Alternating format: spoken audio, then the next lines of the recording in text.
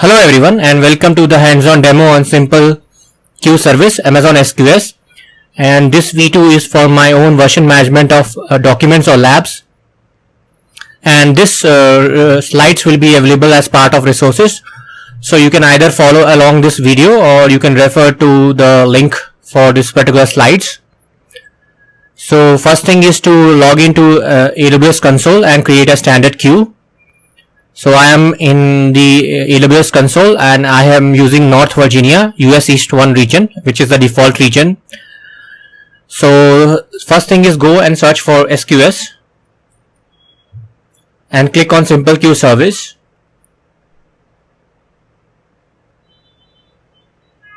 So if you haven't created any queue before, you will be presented with a blank page, and click on create queue button. So choose the first option, standard. There are two types. Standard is the default, and FIFO. So I'll be showing FIFO after creating a standard queue. Give a queue name. So I'll just copy the queue name from here, from the slides. Paste the queue name and configuration. Keep all the default values: visibility timeout, delivery delay, receive message wait time, message retention period, and maximum message size. Keep encryption option also default enabled, server side encryption. Encryption key type Amazon SQS key. Keep the default access policy, which is the basic, but you can change. Define who can send message to the queue, so only the queue owner. Define who can receive messages from the queue, only the queue owner. And if you want to modify for real projects or something, you can choose advanced and copy paste your own JSON based resource based policy.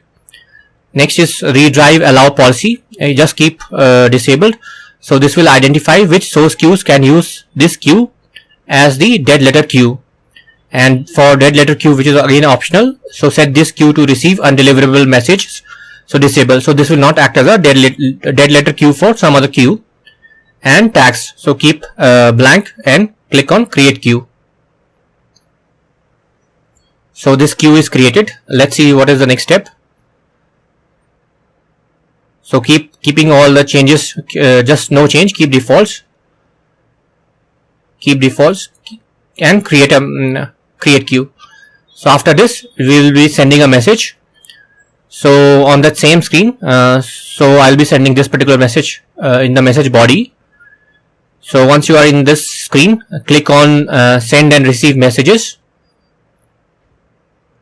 and paste the message body, and that's all. Keep everything as default. So you can see message attributes, but we are not providing any message attributes.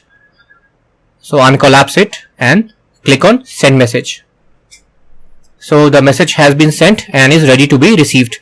So this is the send message section, and if you scroll down, you can see the receive messages section. So click on poll for messages. So you will see the message has come up here. So if you click the message ID, you should see the whatever message I sent, and you can check out the attributes and you can check out the other details. And this is the first part where we are sending a message to a standard queue. And herein also, once the message has been sent, you can click view details here, and you can see the sent message information. So just a message ID and MD5 of the message body, MD5 checksum. So this was the first part where we are sending a message and we are receiving a message. So in real projects, you will be using some kind of SDK or CLI to automate this part, but this is good enough to show the basic functionality of Amazon SQS. So next is to create a FIFO queue.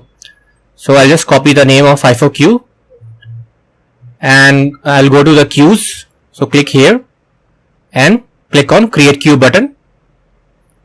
Choose the second option, FIFO. Paste the name of FIFO queue, and for FIFO queue it must end with .FIFO, and keep all other options as default.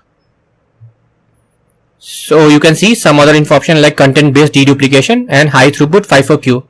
So this option only shows up in because deduplication is allowed, so it will allow for removing duplicates from the FIFO queue. So based on the content, so do deduplication scope, queue message group, FIFO throughput limit, and default encryption option, and same basic default access policy, redrive allow policy, dead letter queue, this is applicable for both, and tags. So click on create queue. So the FIFO queue has been created. Next step is to send a message. So no change, keep other defaults. So defaults, and sending a message. So I will be sending this message to the FIFO queue, which is same as before. So click on send and receive message, paste the message body, and for this, for FIFO queue, we have to provide a message group ID and a message deduplication ID. So if I, without providing that, if I say send message, it will throw an error. So I'll just put some ID like 1 and 1. That's all, and I just click on send message. So message has been sent. I can click the view details. So this is the send message, and if I just scroll down under receive messages section, poll for messages, so the message has been polled. If I click on the message ID, I can see the message with the message body which I sent. I can check out the attributes, they are none, and details. So I can click done, and I have successfully sent and received a message on FIFO queue as well.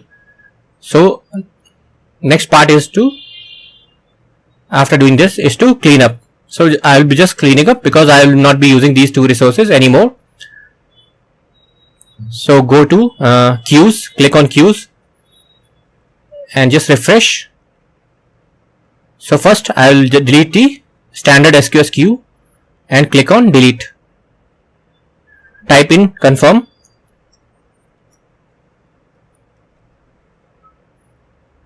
and again click on FIFO queue, delete, type in confirm.